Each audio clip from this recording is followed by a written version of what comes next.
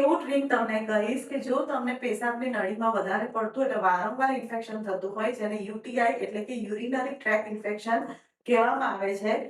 આ ડ્રિંક લેવાથી થોડાક જ સમયની અંદર તમને ચોક્કસપણે રાહત થઈ જશે અને યુટીઆઈ મોસ્ટ પ્રોબેબલી શિયાળામાં વધારે પડતું જોવા મળે છે.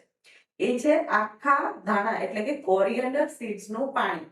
રાત્રે 1 થી 2 ચમચી તમે કોરિએન્ડર સીડ્સ આખા ધાણાને પલાળી રાખો. સવારે એમાં થોડું પાણી એડ કરીને એને ગરમ કરો. ગાળીને તમારે સવારે 1 ગ્લાસ અને સાંજે 1 ગ્લાસ પીવાનું છે.